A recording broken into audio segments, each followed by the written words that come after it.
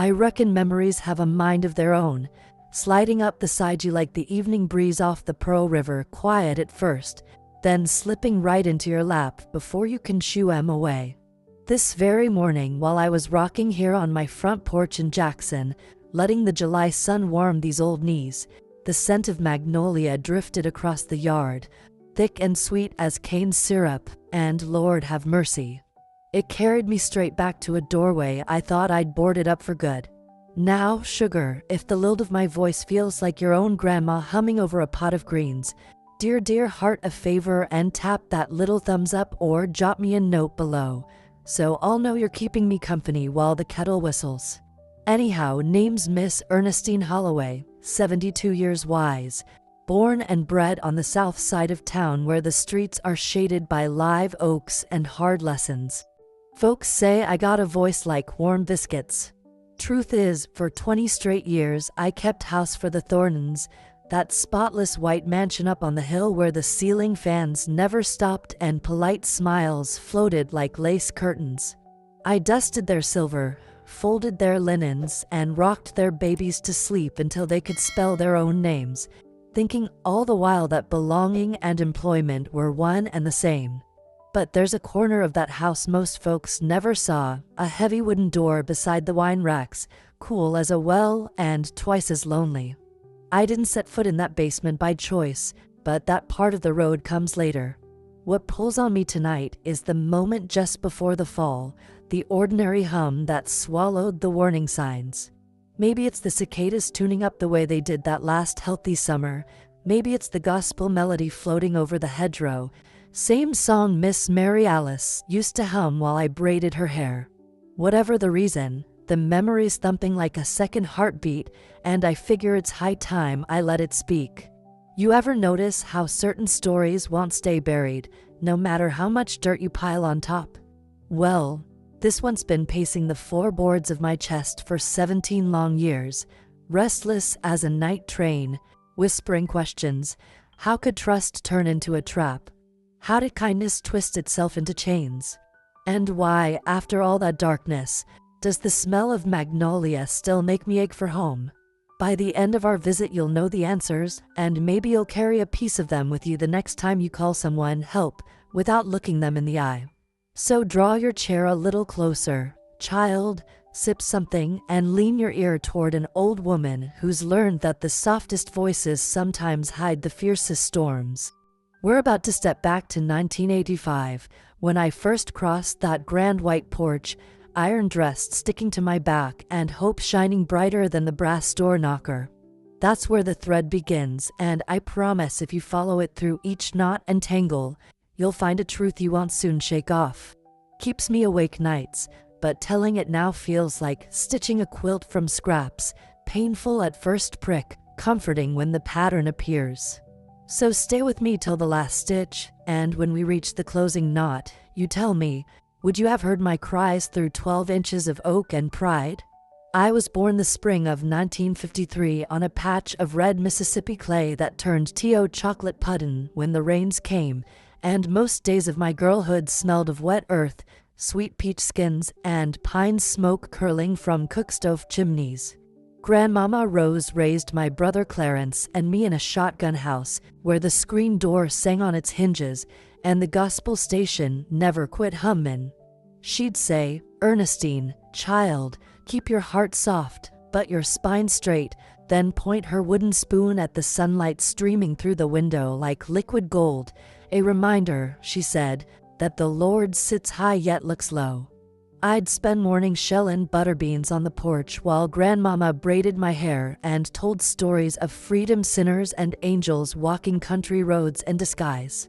Sometimes I'd drift down the dirt path to Miss Luella's one-room school, books hugged tight against my chest, dreaming I might one day teach children to spell possibility the way I spelled my name in chalk, curvy, hopeful, bright.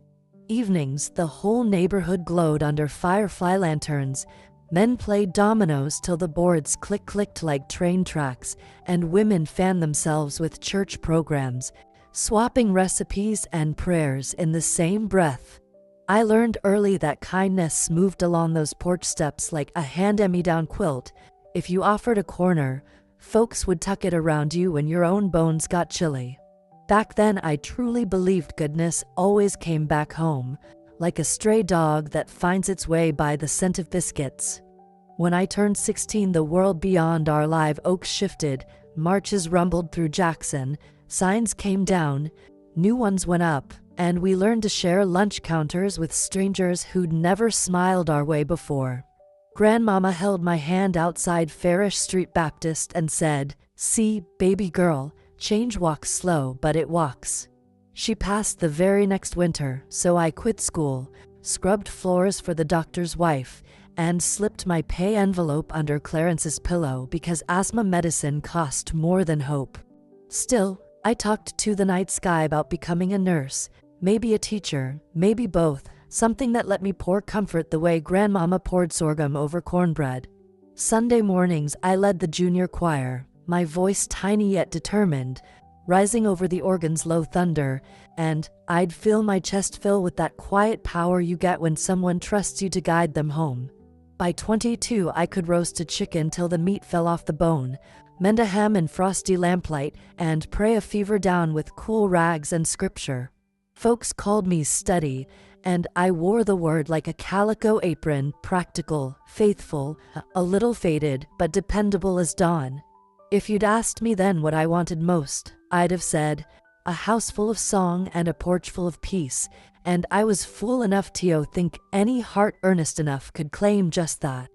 I never once imagined that the doorway to my biggest dream would open into somebody else's house, or that the same steadiness folks praised would one day be the chain that kept me too long where I didn't belong. But in those early light-filled years, before 1985 laid the Thornton name across my path like a fancy rug inviting me in, I stood straight as a pine, sure that decency held the world together, and that no one with a merciful heart would ever leave you downstairs when you couldn't climb the stairs yourself. I was ironing a starched white blouse one humid Saturday in June of '85 when Destiny knocked on Grandmama's screen door, disguised as a soft rap-a-tap and the scent of fresh gardenias.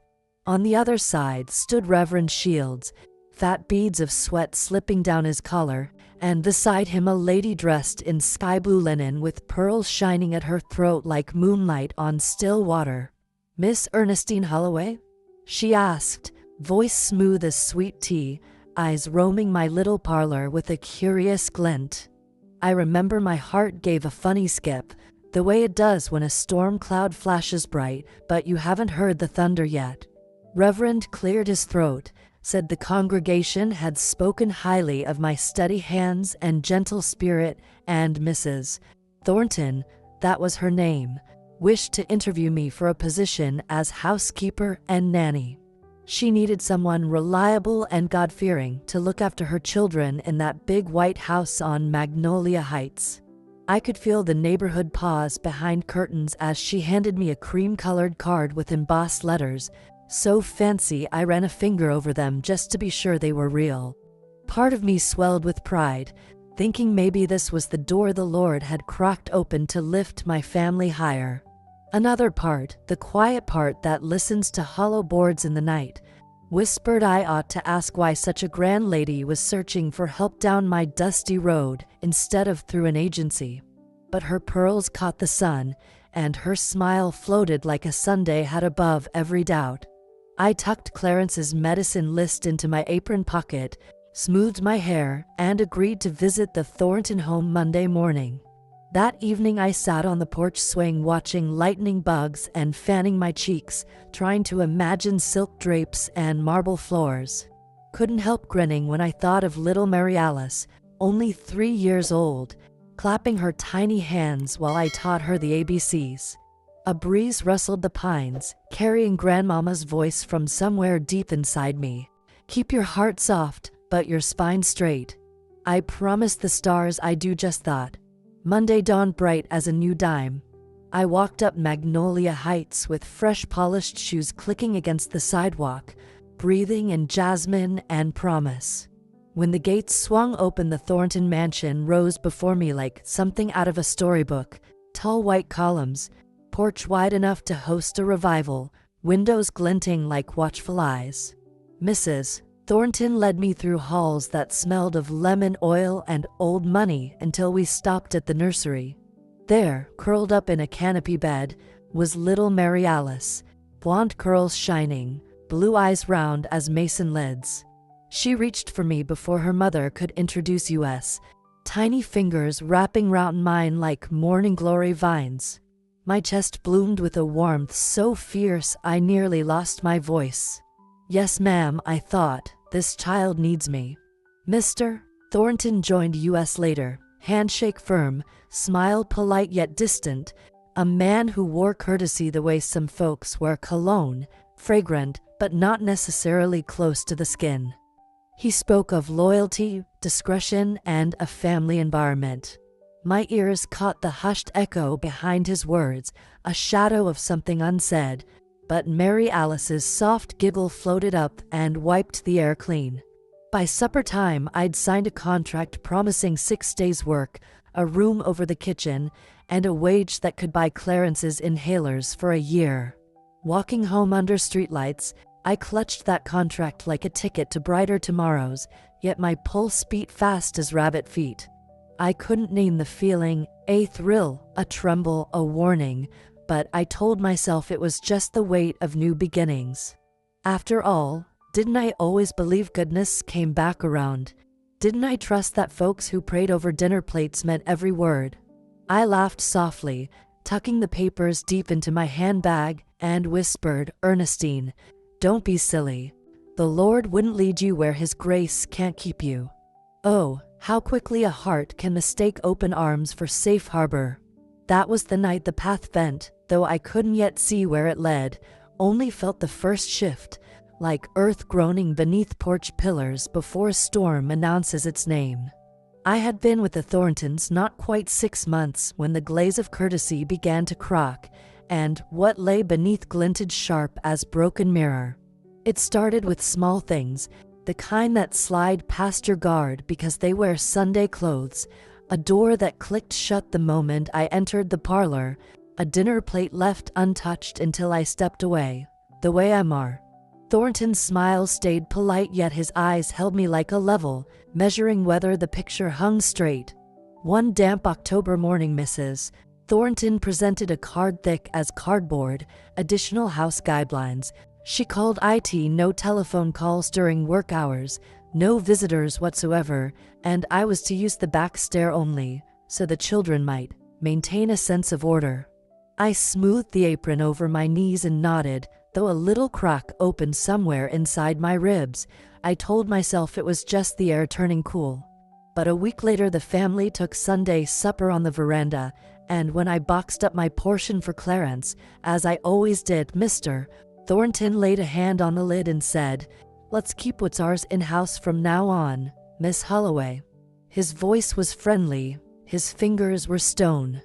I walked back to the kitchen feeling heat rise behind my eyes and shame pressing in like humidity. That night I wrote Clarence a letter instead of sending food, promising I'd visit come payday. Yet payday arrived with a new twist. My wages would now be direct deposited into an account Mr. Thornton had very conveniently opened for my security. He handed me a bank book I was never to take off the property. I smiled, couldn't do anything else with little Mary Alice curling against my hip, but inside, questions knocked harder than rain on a tin roof. I started waking before the roosters, breathing shallow as if the house itself were inhaling all the oxygen. Some nights I dreamed I was running down a long corridor of locked doors, calling for help that echoed back empty. I'd wake up with a hand over my mouth, unsure whether I had placed it there or somebody else had. Mrs. Thornton grew particular about how I spoke to her children, no sugars or honey childs, said it was unseemly familiar. She replaced my storybooks with a stiff volume of approved tales, yet each night little Mary Alice crept into the laundry room where I folded sheets and begged for the real stories, eyes shining like a puppy who knows home by smell, not by address. I'd whisper a fairy tale into her hair and pray no footsteps sounded in the hall. Outside the gates, the world kept turning, civil rights laws passed, choirs sang of freedom, but inside those white columns I felt history's shadow curl back over my shoulders, cold and familiar. Each evening I wondered whether to walk away. Each morning I saw Mary Alice's hand against the window like a leaf pressed in glass and stayed, telling myself love was a promise strong enough to outtalk dread. Support? Well, Reverend Shields noticed my hollow cheeks during service and asked if I was settling in well, but the words stuck together in my throat like undercooked grits. I could not admit that the fatherly hand he had placed me under felt less like shelter and more like a lid. My dilemma grew two-headed. If I left a child who called for me. If I stayed, I fed a silence that was beginning to eat my name. At night, I ran a finger over Grandmama's old Bible, where I'd tucked that bank book, and asked the Lord whether quiet obedience was still my duty or just my shackle. The only answer was the scratch of pecan limbs against the roof, sounding too much like fingers on a closed door.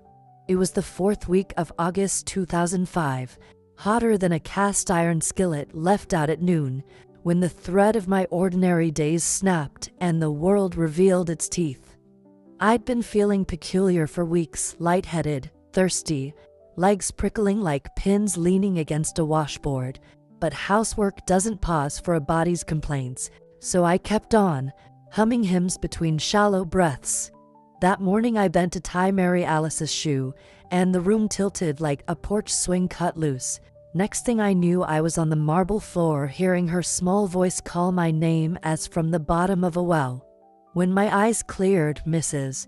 Thornton stood above me clutching her pearls, not with concern, but as though my fall had stained the very air. They had Dr. Olds come out from town, polite fellow, soft hands. He pricked my finger and muttered something about blood sugar and hospital tests.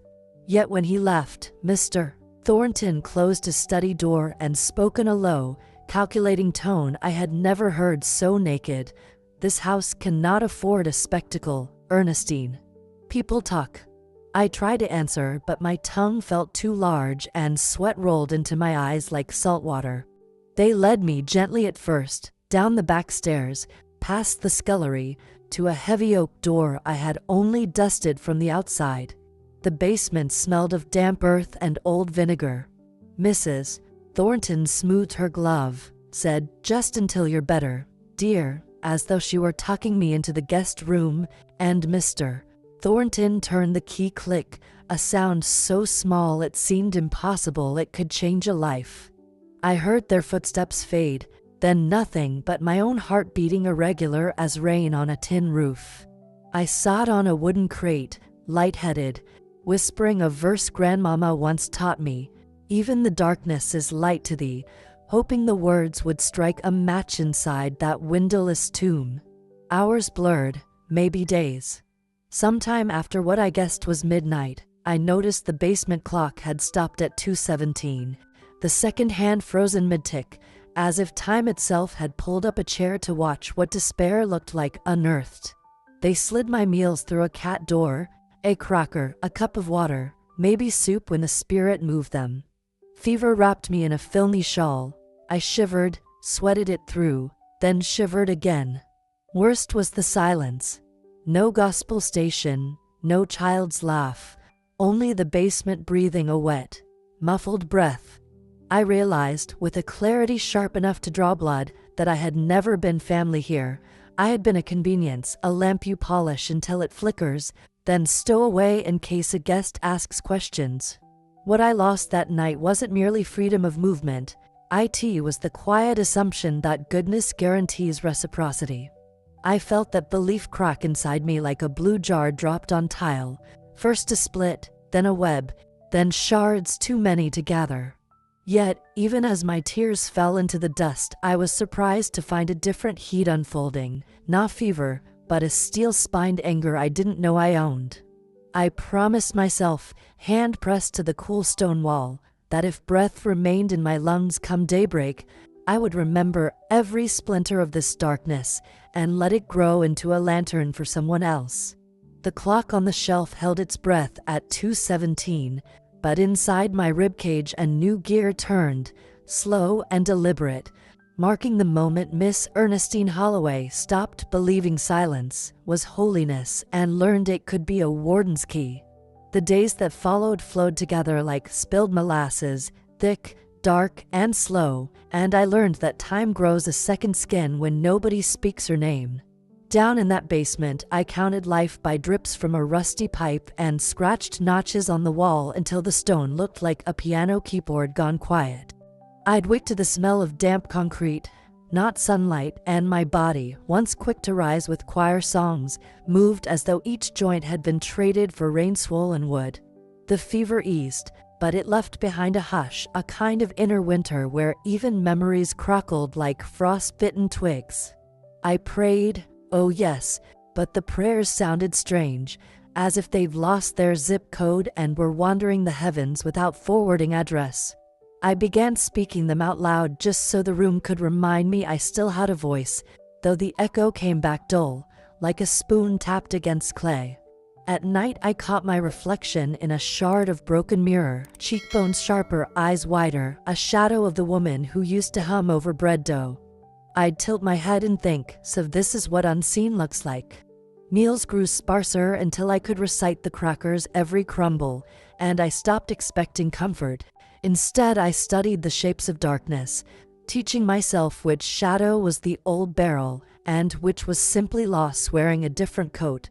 The Bible I'd smuggled down, still tucked under my skirt when they locked the door, became both journal and friend. I wrote tiny verses in the margins, questions, half-songs, a list of things I missed, fresh laundry smell, laughter at the evening news, the way Clarence said my name as though it held a light. Sometimes a tear would drop on the paper and blur the ink, and I'd let it, figuring tears were just watery ink from a different well. Outside, Hurricane Katrina roared through the Gulf. Though I didn't know her name yet, I just felt the house shudder, heard wind howl like 1,000 doors slamming in heaven. After the storm, the silence grew thicker, and I knew the Thorntons had their hands full with ruined property and insurance men. Oddly enough, that disaster brought me a thimble of peace. If the roof above US could splinter, then their power wasn't as invincible as I'd thought. Still, hope became a careful thing, a sparrow perched on half-broken wire, fluttering but not flying off. I made rituals to survive, 3 deep breaths at dawn, though no light reached me. I hummed him at noon, though the clock still froze at 2:17, and at night, I'd lay my palm on the floorboards above, imagining Mary Alice's little feet paddling by, whispering stories she could not hear.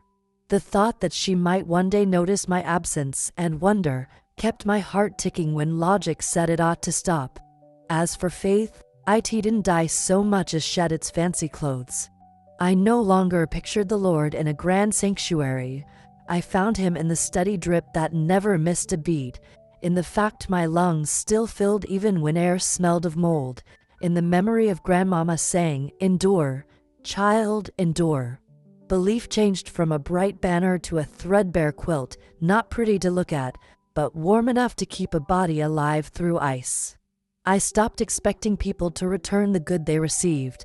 Instead, I decided goodness was a seed you drop along the road without waiting for bloom. Sometimes strangers crush it underfoot. Sometimes a child comes along and picks a flower you never saw open. So, who was I in that stillness? Not the trusting woman in starched apron, nor a victim turned to stone. I became something quieter, a watcher, a listener, a keeper of small flames. I discovered a kind of strength that whispers rather than shouts, the kind that says, if your next breath is all you can claim it and wait for the one after. That simple rule, breath by breath, carried me through the long dark until the day footsteps stopped outside the door and a girl's voice, trembling like a fresh chime, called, "Miss Ernestine?" By then the world above had turned a full season without me, but inside my chest a sparrow stirred, ready to test her wings.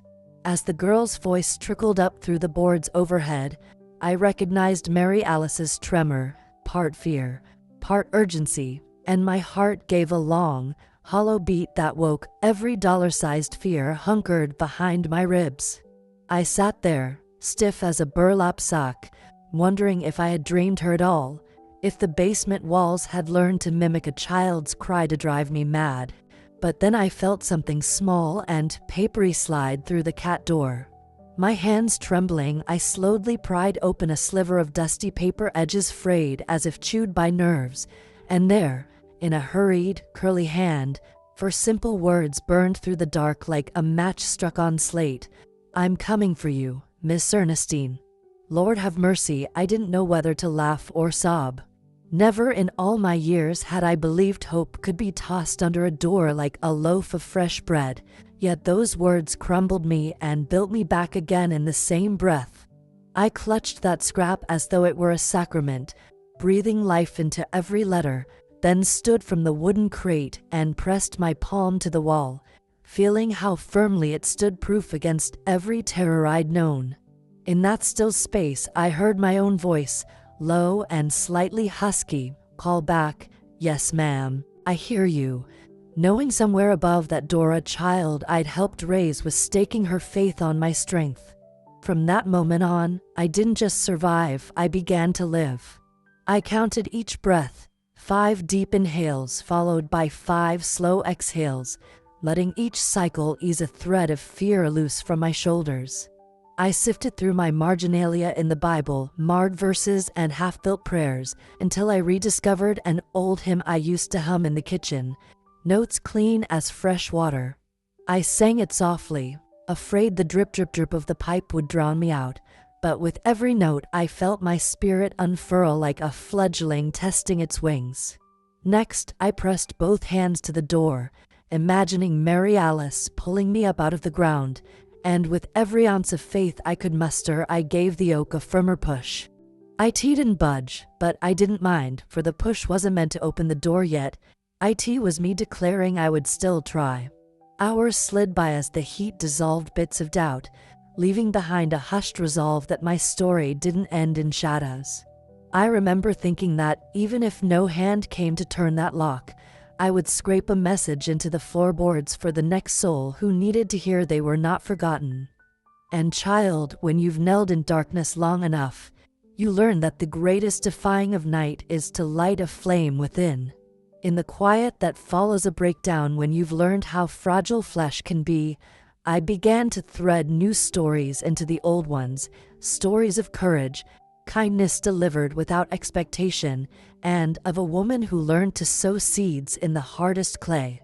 I promised myself that if I ever stepped back into sunlight, I would lead with that seed, offer it to any soul starved of compassion, because I had seen how a tiny sprout could push through concrete when no one else believed it could. That little bud might be all you need to hold on. I knew then that my life's purpose had shifted from serving without question to sharing the truth I dug up in that dark, the truth that kindness doesn't always come back around, but it leaves seeds behind that other folks can water with their own grace. As the first raindrop breaks a drought spell, that note pulsed through my veins and told me I was meant for more than a shadow behind a locked door.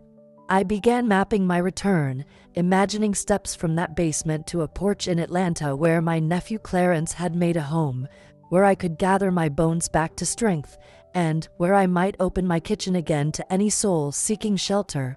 I dreamed of Sunday mornings, white cotton, the smell of coffee rising, and marshmallow-tailored laughter from children who thought I was still the one to blow bubbles from soap water. Sometimes, laying my hands on that locked door, I shook it as if I could shake the whole house awake, shouting a promise that I would not be forgotten. I wrote those promises into my notebook, dripping with colored crayon. Love still matters, kindness still counts, and held them between my lips, breathing them in like oxygen. Yes, ma'am, I was hurt, but I wasn't broken. I might be old, but the old can still bloom.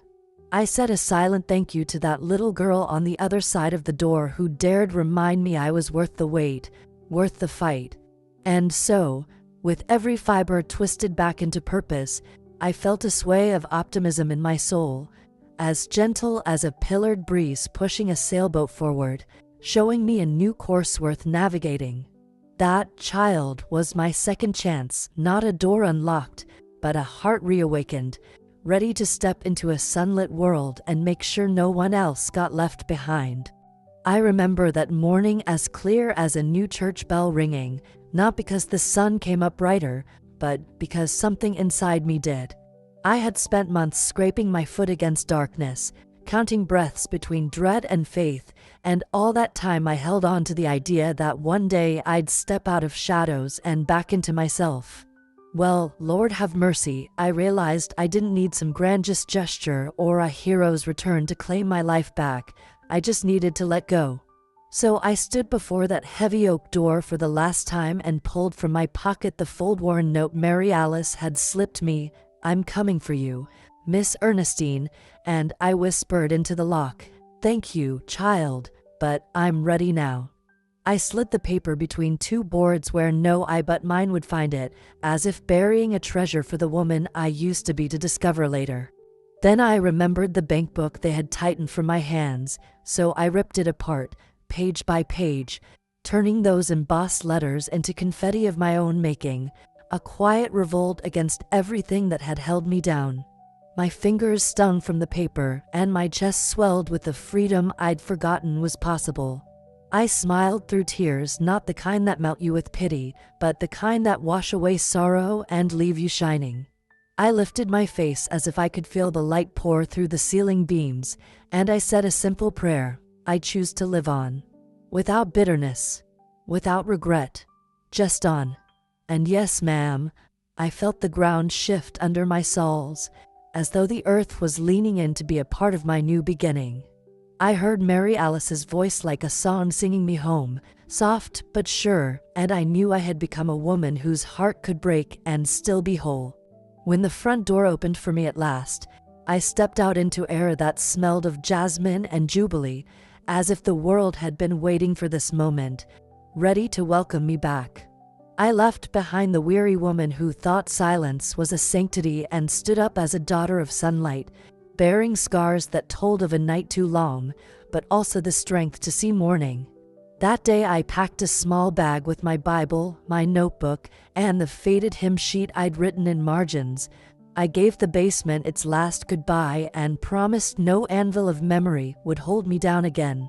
As I drove away, behind me stretched green fields and live oaks bending toward the promise of tomorrow, and in my lap rested the script of my own smile, not borrowed, not hesitant, but fully my own. Yes, ma'am, that was the moment I reclaimed my life, not because they unlocked a door, but because I opened my heart to hope again. I've spent enough years rocking on porches at sunset to see how life can turn in a whisper, and I've learned that the heart remembers what the mind wishes to forget. Back then I believed that kindness deserved reciprocation, that faith was a guarantee of goodness, and that a promise said on behalf of a family would be as steady as the rail on these steps. Today I know better than I ever wanted to.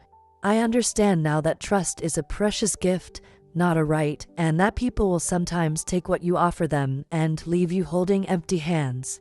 Yet I also know this truth: your value is not measured by how others treat you, but by how you treat yourself when no one's watching. I carried my pain like a heavy bundle before, folding myself into silence and believing that hushing my own voice would keep trouble from finding me. Instead, I found my own quiet turn to chains. It was only when I learned to speak my truth, fingering the torn pages of my Bible notebook and whispering prayers through tears, that I found a freedom no lock could hold. So, child, if you've ever held your breath because you thought speaking up would break something precious, let this be your permission slip. Your voice is precious too, and silence can sometimes be the most expensive price you pay.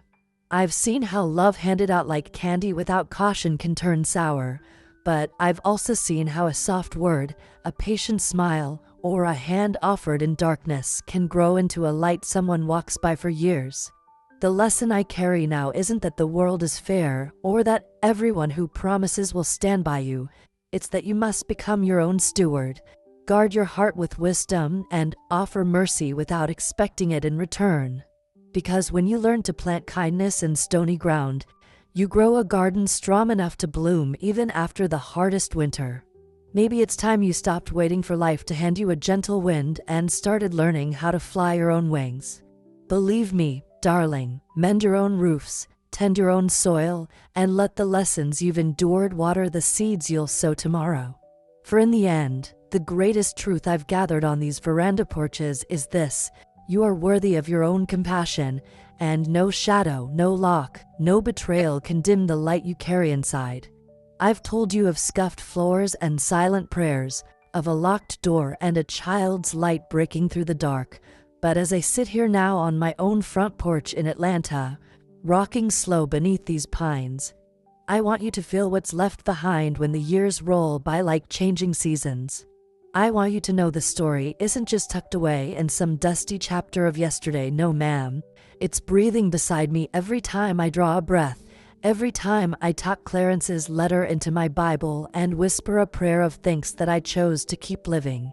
You see, I learned that the heart is both soft as cotton and strong as the old oak outside my window, that it can hold joy and hurt in the same beat and still find its way back to tenderness.